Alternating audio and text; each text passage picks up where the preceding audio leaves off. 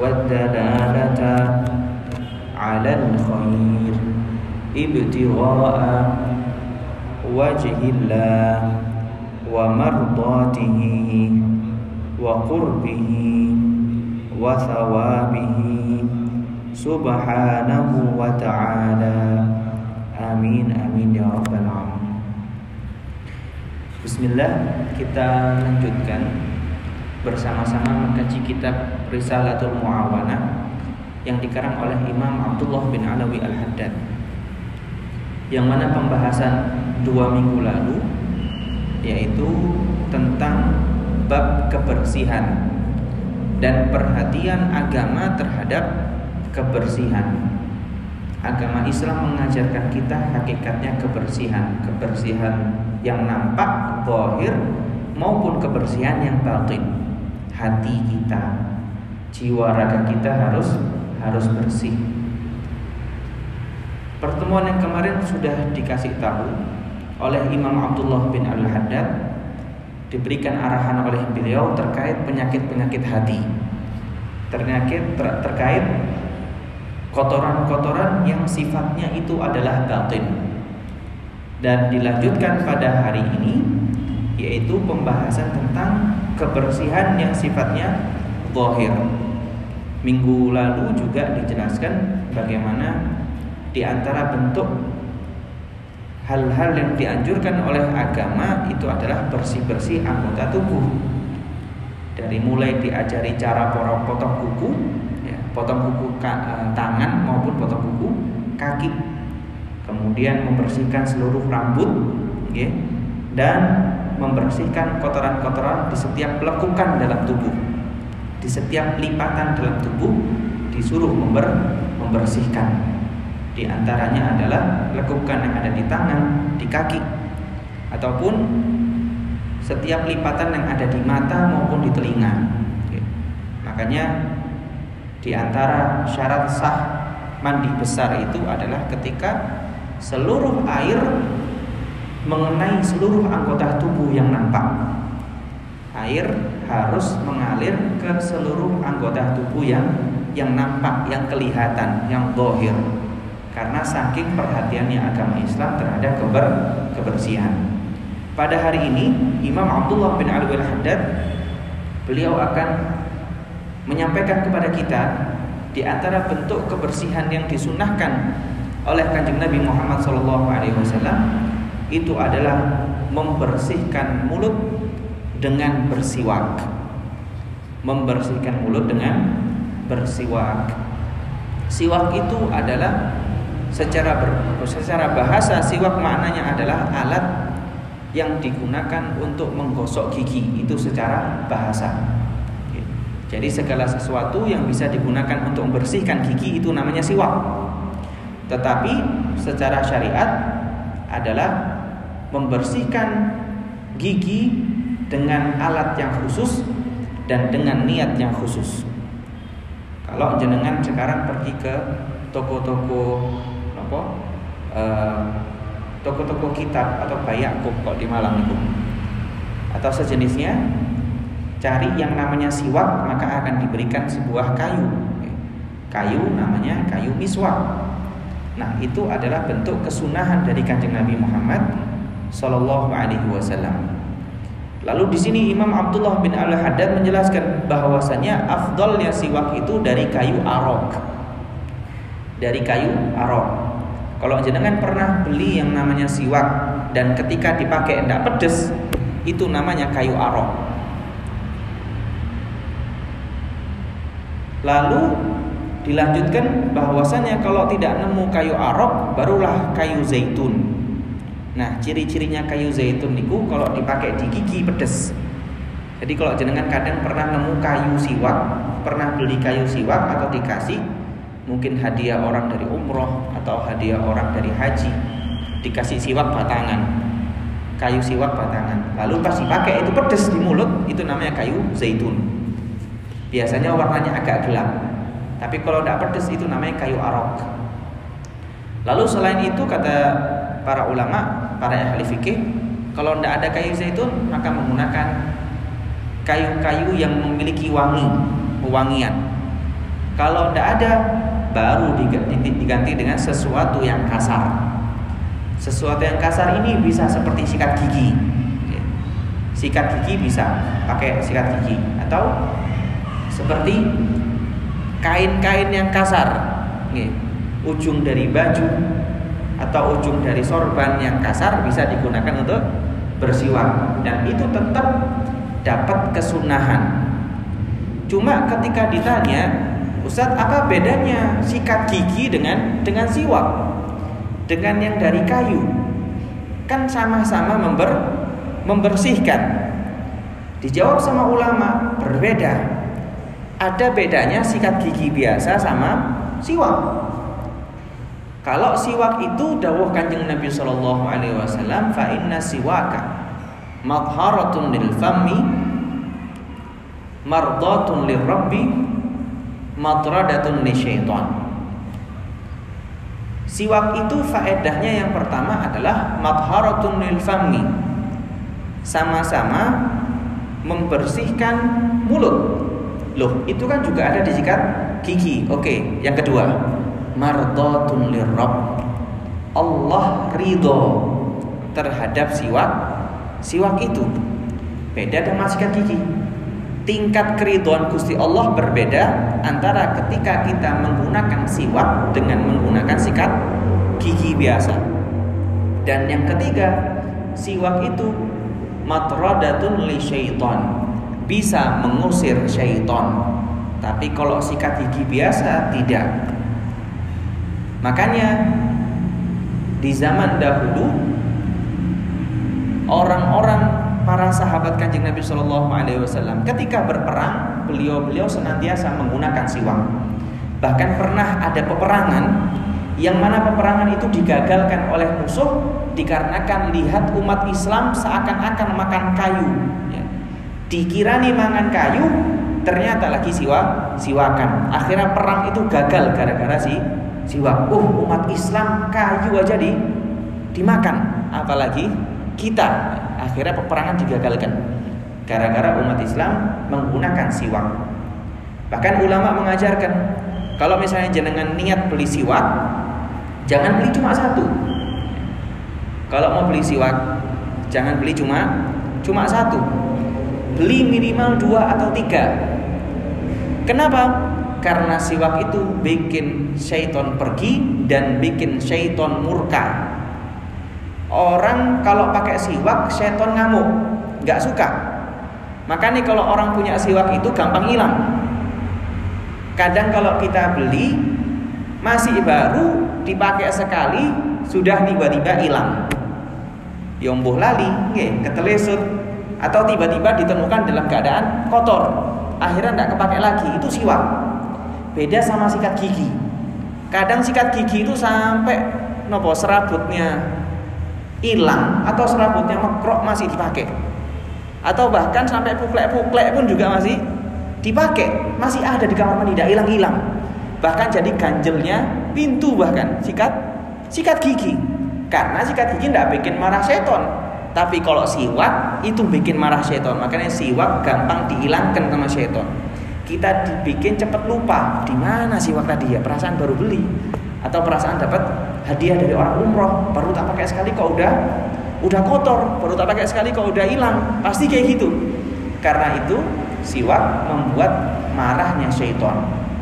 Itulah sedikit perbedaan antara siwak dengan sikat gigi biasa. Tetapi kalau memang belum bisa atau belum ada kesempatan atau enggak tahu beli siwak, maka boleh diganti dengan sikat gigi. Niatnya tetap niat sunnah membersihkan mulut. Jadi umatnya Kanjeng Nabi itu, umatnya Rasulullah SAW itu tidak ada yang mulutnya bau. Tidak ada yang mulutnya bau, kecuali satu keadaan, yaitu ketika berpuasa. Wa 'alaika tanzifa famika bisiwak wa kaunuhu min araqi aula wa yuta'akkadu 'inda iradati dukhuli fil ibadat. Dan sunnah siwak itu lebih ditegaskan ketika hendak masuk melakukan ibadah. Kita mau sholat dianjurkan menggunakan siwak. Tidak punya siwak, ya sudah pakai yang sesuatu yang kasar. Okay. Atau mau ngaji, atau mau puasa, atau mau sedekah, atau apapun itu, ketika berkaitan dengan ibadah dianjurkan untuk bersiwak. Wa tanzibi thiyabika bil ma'i kullama tadannasat min ghairi ifrat wa tashabbuh bil mutrifin. Dan dianjurkan pula di antara bentuk kebersihan itu adalah membersihkan pakaian yang kotor dengan air secukupnya. Misal kita pakai baju sudah bersih, terus mohon maaf ada nodanya sedikit, ada nodanya. Walaupun nodanya bukan noda najis, tapi bikin sedikit kotor, kita disunahkan untuk membasuhnya dengan air sedikit. Biar apa? Biar yang kita pakai itu benar-benar semuanya dalam keadaan bersih. Jadi intinya di sini adalah agama kita mengajarkan kebersihan, tidak diajarkan bagaimana kotor atau tidak disiplin, tetapi diajarkan bagaimana kebersihan. Wa minas sunnati at-tabi'a lin-nadhafah. Di antara sunnah-sunnah yang berkaitan dengan kebersihan adalah duhnu sya'ril lihya, menggunakan minyak rambut. Itu juga sunnah. Menggunakan minyak jenggot itu juga sunnah. Menggunakan minyak bulu yang ada di tangan juga sunnah. Pakai minyak-minyakan itu sunnah. Dan afdol juga sebelum Jumatan atau sebelum perayaan ibadah-ibadah yang mulia dianjurkan untuk menggunakan minyak-minyak tersebut. Jadi kalau laki-laki misalnya tidak terbiasa pakai kopiah atau kerjaannya tidak pakai kopiah, ya pakai minyak rambut. Atau misalnya yang tidak pernah lepas kopiah, ya pas ketika buka kopiahnya pakai minyak rambut. Pas sudah pakai kopiah tidak. Jadi minyak rambut itu sunnah dari Kanjeng Nabi SAW. Bukan cuma sekedar tren-trenan zaman sekarang, tetapi itu adalah sunnah ajaran yang Kanjeng Nabi. Jadi Kanjeng Nabi SAW rambutnya beliau kalau disifatkan oleh para ulama ka'annahu yakhruju min dimas. Saking klimisnya rambutnya Kanjeng Nabi niku, seakan-akan beliau selalu seperti baru keluar dari kamar mandi. Orang kalau baru keramasan, baru keluar dari kamar mandi, rambutnya lagi kinclong, klimis, rapi. Nah itu Kanjeng Nabi SAW. Bukan berarti beliau sering mandi, enggak, tapi saking perhatiannya beliau terhadap rambut sampai seakan-akan rambutnya beliau itu seperti baru dikeramasi terus. Saking bersihnya, saking pakai minyaknya. Wa tarjiliha bil mishti, dan merapikan rambut dengan sisir itu juga sunnah. Bahkan para ulama mengatakan, di antaranya riwayat Sayyidina Abdullah bin Mas'ud radhiyallahu ta'ala anhu, beliau mengatakan, Sayyidina Abdullah bin Mas'ud, beliau itu menjadi abdi dalamnya Kanjeng Nabi. Bagian nyiapkan sendal, bagian nyiapkan air minum, santri khidmah yang abdi kepada Kanjeng Nabi SAW. Beliau mengatakan Kanjeng Nabi itu kemana-mana pasti membawa 3 hal dan tidak pernah ketinggalan. Yang pertama adalah siwak, itu tidak pernah ketinggalan oleh Kanjeng Nabi. Yang kedua itu adalah sisir. Kanjeng Nabi tidak pernah ketinggalan sisirnya. Jadi perhatian terhadap penampilan dari Kanjeng Nabi SAW sangat tinggi. Beliau mau kemana-mana pasti sisiran, rapi, ganteng. Itu Kanjeng Nabi Muhammad SAW, pakai sisir. Jadi tren sekarang pakai sisir itu bukan hanya tren saja, tetapi itu kalau diniati sunnah, jadi sunnahnya Kanjeng Nabi Muhammad SAW. Walaupun misalnya mohon maaf rambutnya gundul, tidak ada rambut, tetapi tetap sunnah dirapikan pakai sisir. Niatnya ngikuti Kanjeng Nabi sudah cukup. Cuma sekedar digerakkan saja sudah cukup. Bukan berarti laki-laki lek sisiran tidak keren. Laki-laki lek rambutnya berantakan tambah ganteng, tambah gaul. Enggak, lek ngikuti Kanjeng Nabi beda. Kanjeng Nabi niku tambah rapi, itu Kanjeng Nabi Muhammad sallallahu alaihi wasallam. Bahkan bukan hanya itu, Kanjeng Nabi SAW wal iktihalu bil ithmit fi kulli ainin thalathah. Beliau itu pakai celak. Pakai celak ismit. Celak ismit itu celak yang batunya hitam. Itu Kanjeng Nabi SAW. Bisa kita bayangkan gimana gantengnya Kanjeng Nabi Muhammad SAW. Anak cucunya aja ganteng, apalagi baik. Kulitnya Kanjeng Nabi SAW kalau dibahas kali ulama itu bukan putih dan juga bukan kuning dan juga bukan hitam, tetapi putih kemerah-merahan yang sedap dipandang. Jadi nggak terlalu putih, nggak terlalu gelap. Itu kulitnya Kanjeng Nabi. Kemudian Kanjeng Nabi wangi. Sudah wangi, keringetnya Kanjeng Nabi niku wangi, ditambahi pakai parfum, tambah pakai wewangian. Sampai di dalam Maulid Dibai, kalau kita sering baca Maulid Dibai, wa idza marra bi tariqin urifa min tibihi annahu qad marra fih, katanya Imam Dibai. Kanjeng Nabi niku kalau sudah lewat di satu jalan, urifa min tibihi, tercium dari aromanya kalau Kanjeng Nabi baru lewat. Jadi para sahabat goleki Kanjeng Nabi gampang, tinggal cari.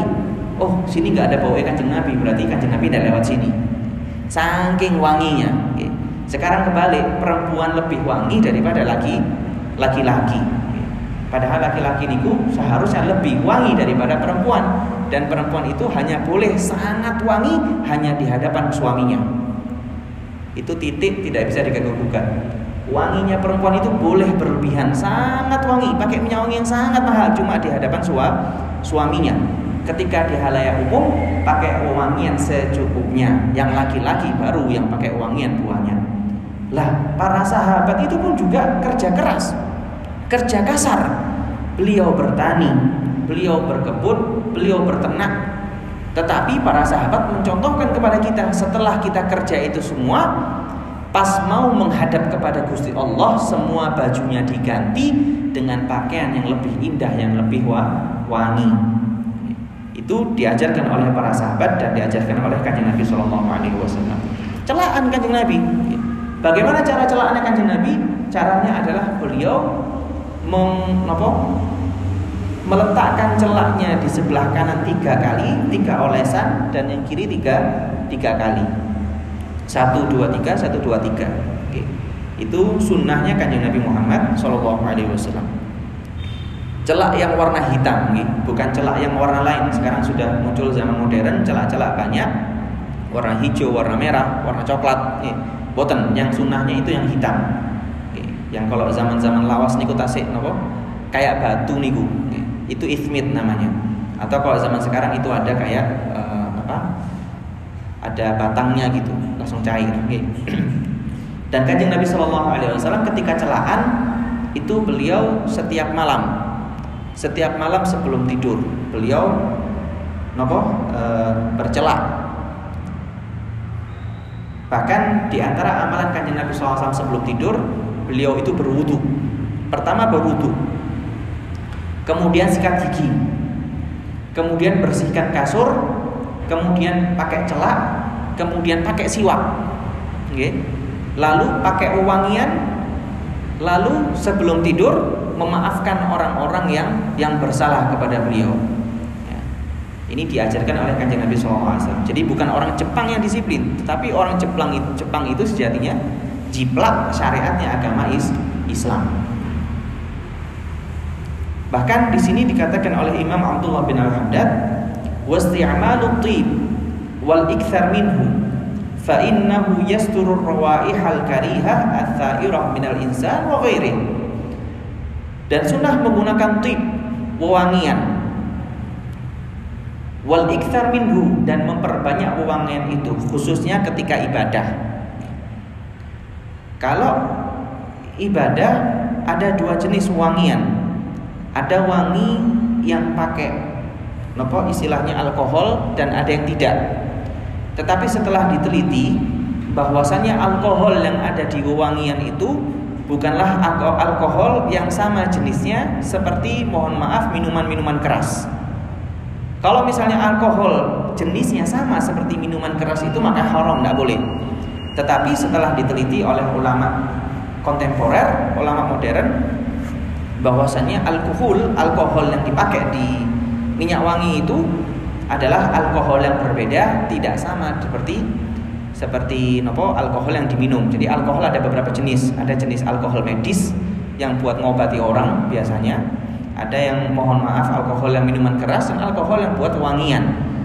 Jadi tidak apa-apa orang pakai minyak wangi walaupun jenisnya spray, semprot, tidak apa-apa. Karena sebagian ada yang anggap kalau semprot itu tidak boleh, tidak sah sholatnya, tidak apa-apa, nggak apa-apa. Atau juga jenis yang kedua tidak pakai alkohol, yaitu yang biasanya jenengan beli kalau biasanya buat ibadah, dioles-oleskan niku. Oke. Apapun itu pokoknya wangian boleh. Atau misalnya tidak pakai minyak wangi jenis itu tapi pakai bukhur, pakai jenisnya dupa, dibakar kemudian ditaruh di pakaiannya, diasap-asapi pakaiannya biar wangi, itu juga boleh. Apapun pokoknya pewangian itu dianjurkan, khususnya berkaitan dengan ibadah. Fa innahu yasturur rawaih, karena wewangian itu menutupi bau-bau buruk, bau-bau tidak enak.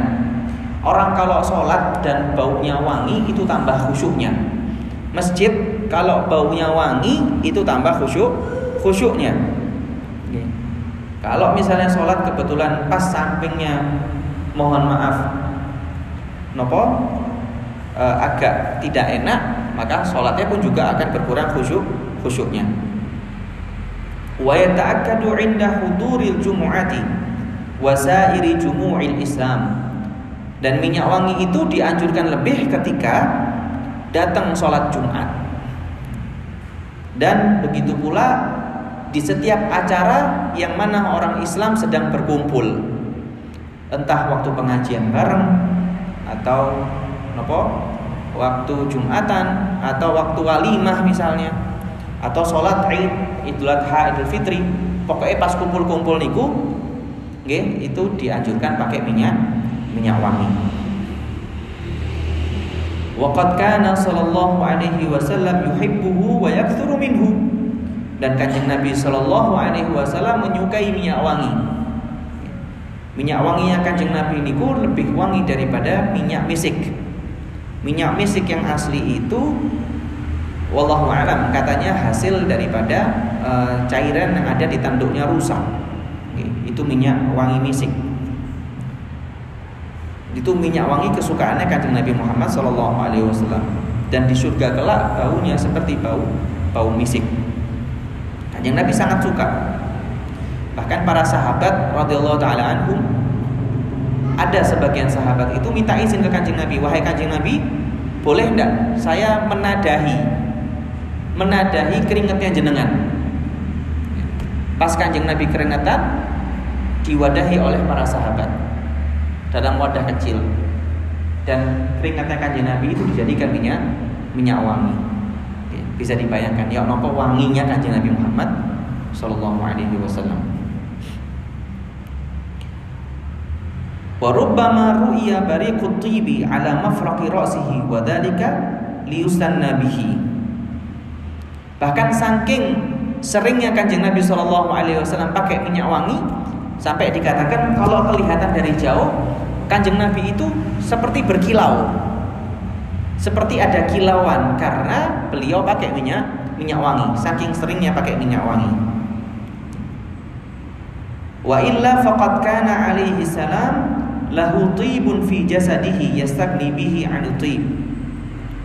Padahal Kanjeng Nabi sallallahu alaihi wasallam punya wangian yang sifatnya alami, yaitu dari tubuhnya beliau sendiri. Keringatnya beliau sudah wangi, tetapi ditambahi dengan minyak wangi lagi. Nah, kita ini yang keringatnya tidak wangi, tidak mau pakai minyak wangi. Minimal kalau mandi pakai sabun.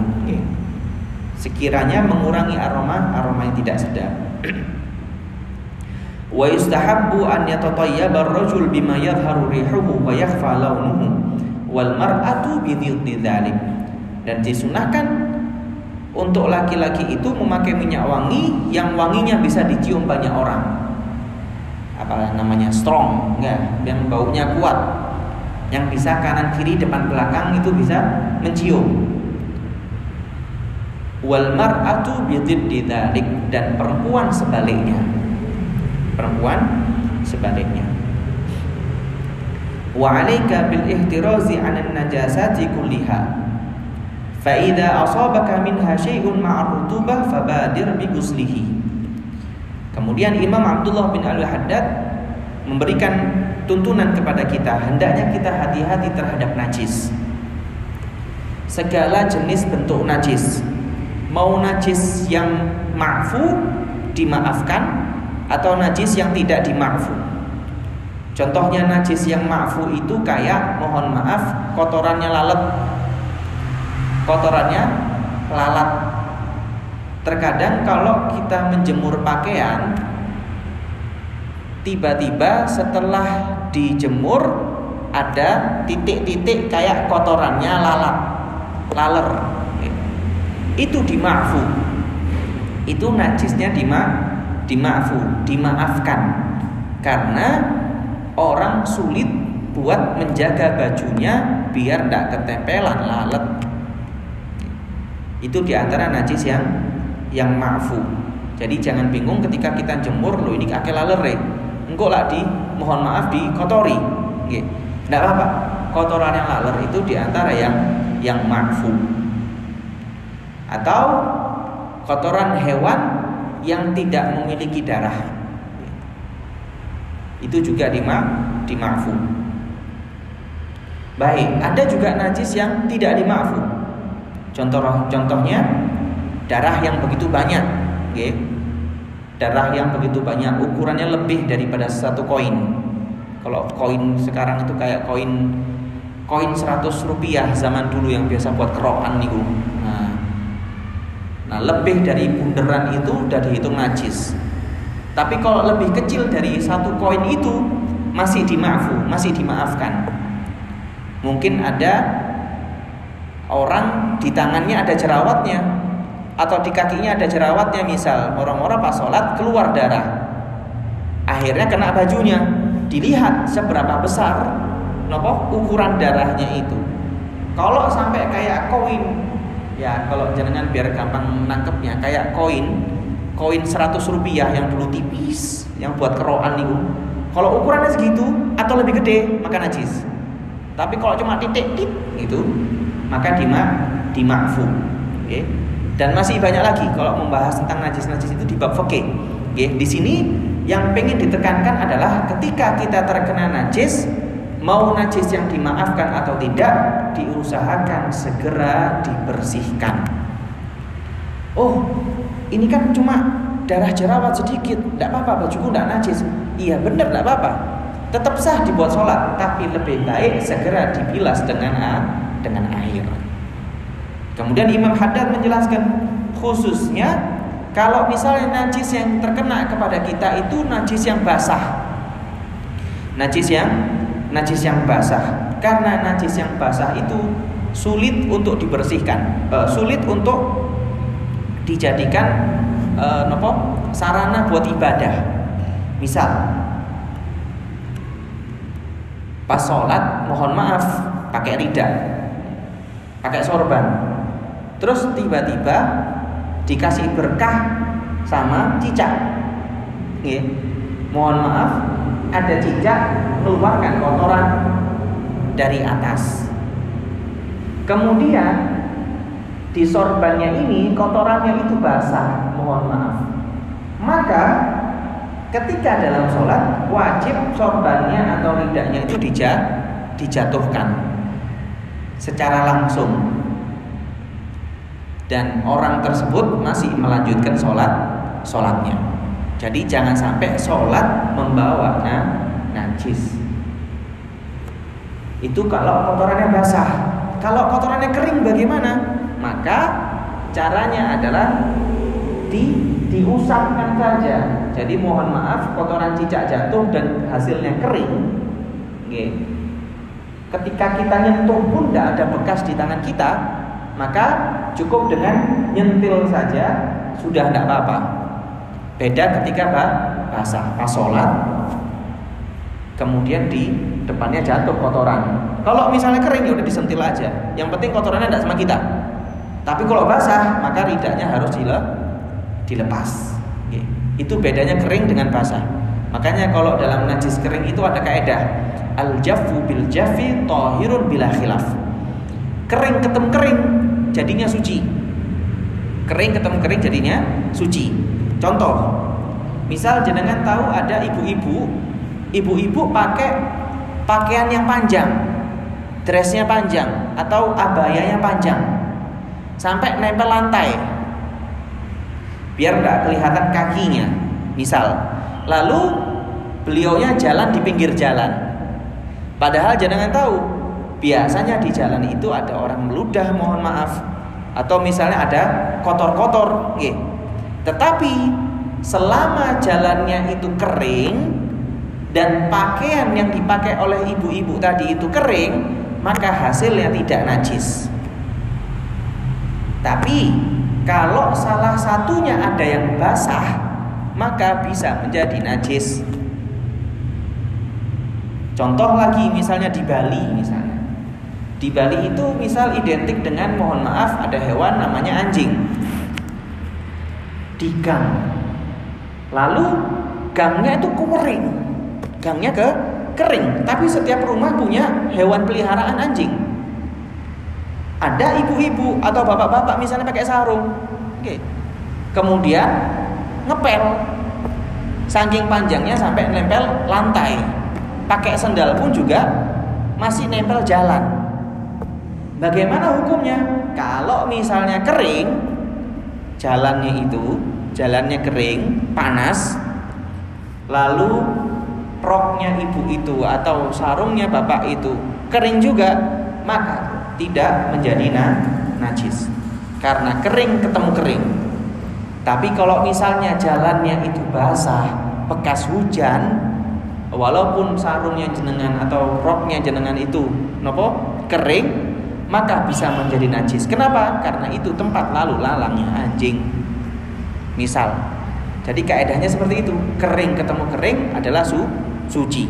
Makanya kalau misalnya kita lihat ibu-ibu dressnya panjang, kemudian jalanan itu kering, tidak hujan, kemudian masuk ke masjid, jangan keburu suudzon. Loh iki lah, jalannya tadi sudah roknya tadi sudah nyentuh lantai, sudah nyentuh jalan raya, bisa jadi kena najis. Husnudon seharusnya, karena bisa jadi pas beliaunya jalan itu dalam keadaan kering, jadinya tidak menjadi najis. Itu tuntunan dari ulama, tuntunan dari ahli fikih bahwasanya seperti itu. Dan Imam Haddad mengajarkan kalau misalnya ada najis sedikit pun nempel dalam tubuh kita, maka sebaiknya segera kita bersihkan. Jangan kita biarkan walaupun itu hanya sekedar najis mukhaffafah ataupun najis yang dima'fu. Bahkan kalau kita lihat para ulama, para habaib, kadang beliau itu kalau pas pakai baju bukan najis padahal cuma kecipratan noda. Kecipratan noda langsung beliau ke kamar mandi dan digosok, dibersihkan. Niatnya apa? Ikuti sunnahnya Kanjeng Nabi Sallallahu Alaihi Wasallam. Jadi seluruh pakaiannya Kanjeng Nabi itu adalah pakaian yang bersih, pakaian yang suci, dan tidak harus mahal, tidak harus baru. Pokoknya yang bersih, yang suci sudah cukup. Bahkan Kanjeng Nabi SAW pakaian beliau itu bisa dihitung. Tidak sampai 10 setel pakaiannya Kanjeng Nabi SAW. Tidak sampai. Tetapi karena saking bersihnya Kanjeng Nabi, pakaiannya itu awet-awet. Pakaiannya itu awet-awet. Wa idza asabatka janabatun fabadir bil iktisal fil hal. Fa innal junuba matrudun an hadratillah. Itu kalau najisnya zahir. Kalau najisnya batin, seperti orang sedang junub, mohon maaf. Orang junub lalu mimpi basah, mimpi basah karena mimpi basah. Atau junub karena setelah berhubungan, mohon maaf. Maka dianjurkan langsung mandi. Jangan ditunda-tunda. Karena Allah Subhanahu wa taala serta malaikatnya tidak mendekati orang-orang yang junub. Walaupun hukum mandi besar itu tidak wajib secara langsung. Jadi mohon maaf, ada orang mimpi basah, bangun tidur langsung, apakah dia harus mandi waktu itu enggak. Boleh ditunda, tetapi lebih baik mandinya langsung. Misal mohon maaf, sekarang Malang sedang dingin, bangun jam 2 misalnya, lalu orang itu mimpi basah. Lek mau mandi jam 2 enggak kuat, akhirnya nunggu deket-deket subuh. Boleh. Oke, tidak masalah. Tetapi kalau misalnya mimpi basahnya pas siang misalnya, atau sekiranya bisa mandi secara langsung, maka dianjurkan langsung mandi. Biar apa?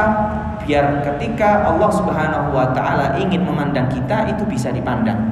Atau pas kita tiba-tiba dicabut nyawanya oleh Gusti Allah itu dalam keadaan suci, tidak ada tanggungan junub. Itu napa? Itu anjurannya atau tuntunannya para ulama. Bahkan orang junub pun haram masuk ke dalam masjid. Ya, haram berdiam diri di dalam masjid dan membaca Al-Quran. Jadi sekiranya bisa langsung mandi, ya langsung mandi. Kalau tidak bisa boleh ditunda. Tapi sekiranya pas sholat itu sudah dalam keadaan suci. Dan begitu pula sejenis junub kayak orang haid, kayak orang nifas. Haid dirasa, mohon maaf, dirasa suci, langsung mandi, jangan ditunda-tunda, biar bisa segera ibadah. Wa qad warada annal malaikata la tadkhulul baita alladhi fihi al-junub wa idza dhahabatil malaikah ja'ati syayatinu min kulli nahiyah. Dan ada sebuah riwayat bahwasanya malaikat itu tidak masuk rumah orang yang sedang junub. Dan kalau misalnya malaikat tidak mendatangi rumah orang tersebut, maka syaitan akan datang dari berbagai sisi. Na'udzubillah min dzalik. Jadi kita tidak menggampangkan urusan-urusan yang seperti itu. Wahdhar an ta'kula aw tanama wa anta junubun fatata'arrad bidzalika li afatin 'adidah. Fa in ajazta 'anil iktisal fil hal fala ta'jiz an ghuslil farji wal wudu. Ini diajarkan oleh Kanjeng Nabi SAW. Dawuh beliau, hati-hati, jangan sampai makan atau minum dalam keadaan kita sedang junub. Kenapa? Karena akan menghasilkan sebuah penyakit. Dawuh Kanjeng Nabi SAW, orang yang sedang junub jangan makan atau minum. Maksudnya santai-santai, tidak langsung mandi tapi leren makan dulu, minum dulu, jangan, karena itu malah menghasilkan penyakit. Lantas bagaimana solusinya kalau belum siap mandi? Misalnya hawa terlalu dingin, tidak kuat buat mandi, karena mandi besar itu syaratnya banyak, harus mengalir airnya ke seluruh tubuh dan seterusnya. Maka diajarkan caranya adalah kalau tidak kuat mandi, minimal bersihkan kemaluannya, mohon maaf, lalu berwudu sambil nunggu datangnya waktu buat mandi. Misal ada orang bangun jam 2 subuh, lalu orang tersebut junub, mohon maaf. Lantas apa yang dilakukan? Ya sudah, bersih-bersih kemaluannya, mohon maaf, lalu berwudu kalau memang tidak kuat mandi. Yang penting disucikan dulu, dibersihkan dulu. Itu ajaran dari Kanjeng Nabi Shallallahu Alaihi Wasallam. Karena kata beliau, kalau memang tidak mampu untuk mandi, maka jangan sampai tidak mampu untuk wudu. Nah, ini saking perhatiannya agama Islam terhadap kebersihan. Jadi sampai urusan sedetail itu pun diajarkan oleh agama Islam. Makanya dikatakan, atau firman Allah Subhanahu Wa Taala yang terakhir, ayat Al-Quran yang terakhir turun, Al-Yawma akmaltu lakum dinakum. Hari ini sudah aku sempurnakan agama kalian, karena agama Islam itu sempurna. Bukti kesempurnaan itu adalah Kanjeng Nabi SAW sudah menyampaikan hal sedetail mungkin. Hal yang mungkin kita tidak kepikiran sudah diajarkan oleh Kanjeng Nabi SAW. Ada tuntunannya, ada arahannya, ada syariatnya. Sampai urusan mandi itu pun diajari. Mohon maaf, sampai urusan cebok pun juga diajari. Urusan pakai sendal pun diajari dalam agama Islam. Lantas masih meragukan agama Islam? Itu saking mulianya agama Islam, saking lengkapnya tuntunan dari agama Islam. Kalau kita tidak tahu, mungkin kita belum belajar atau belum tahu. Padahal semuanya sudah diajarkan oleh Kanjeng Nabi Muhammad SAW. Dan subhanallah cocok dengan zaman kapanpun. Gak ada istilahnya, oh itu kan syariat zaman Kanjeng Nabi, sekarang sudah zaman modern. Tidak ada istilahnya seperti itu. Tetap cocok di setiap zaman. Di setiap zaman. Lalu dilanjutkan oleh Imam Abdullah bin Al-Haddad, wa 'alaika bitajdidil wudu' likulli fardhah. Dan kita dianjurkan untuk memperbarui wudu di setiap sholat fardu. Dianjurkan tajdid wudu, memperbarui wudu, dianjurkan bukan wajib. An la tazala ala thaharah, agar senantiasa dalam keadaan suci. Fa innal wudu'a silahul mu'min, karena wudu itu adalah senjatanya orang mukmin, senjata dari hawa nafsu syaitan, senjata dari godaan-godaan syaitan yang terkutuk. Wa mata kana silahu hadiran lam yatajasar al-adu ala dunu. Dan kapanpun orang kalau siap dengan senjatanya, insya Allah musuh tidak berani mendekat. Orang kalau sudah punya wudu, insya Allah syaitan akan gampang menjauh. Kita mau melakukan aneh-aneh atau bermaksiat itu bakal tercegah oleh wudu, karena wudu itu adalah senjatanya orang mukmin. Syaitan tidak berani mendekat orang-orang yang berwudu. Waqad ja'a rajulun ila Syekh Abi Hasan Asy-Syadzili radhiyallahu anhu. Ada seseorang datang kepada Syekh Asy-Syadzili, Syekh Abu Hasan Asy-Syadzili. Yas'aluhu an yu'allimahu al-kimia fa amarahu Syekh an yuqima 'indahu sanah. Yang mana orang ini minta diajari ilmu kimia kepada Syekh Abi Hasan Asy-Syadzili. Lalu Syekh Abu Hasan Asy-Syadzili memerintahkan orang itu buat tinggal bersama beliau selama setahun, dengan syarat an yatawadda'a kullama ahdath, dengan syarat engkau orang itu disuruh berwudu setiap kali berhadas selama setahun. Wa yusalli raka'atain, dan setelah berwudu salat dua rakaat. Wa wa'adahu at-ta'lim ba'da dzalik, lalu dijanjikan diajari setelah itu. Falamma kamulati sanah dhahaba dzalika ar-rajul ila bir yastasqi minha ma fatala adal mamlu'an dhahaban aw fidda fasabbahu fil bir zuhdan fihi wa ja'a ila syekh fa akhbaru fa qala lahu syekh qasirta al-an kulluka kimia wa nasabahu da'iyan ila Allah taala. Setelah menjalani itu selama setahun, yang mana orang ini awal niatnya ingin belajar kimia, terkhusus bab emas dan perak, tapi orang ini menjalankan perintahnya Syekh Abu Hasan Asy-Syadzili selama setahun, kalau punya hadas langsung wudu, batal langsung wudu, langsung sholat 2 rakaat. Akhirnya pas sampai setahun, tiba-tiba beliau ini, orang ini ngangsu, ngambil air di sumur. Pas diangkat ternyata isinya emas semua. Lalu orang tersebut tidak tergiur dengan emas. Yang awalnya rencananya cari emas atau pengen mempelajari emas, akhirnya tidak tergiur sama emas. Emasnya dibuang. Lalu lapor ke gurunya, Syekh Abi Hasan Asy-Syadzili, wahai guru, saya tadi ngambil air kok isinya emas.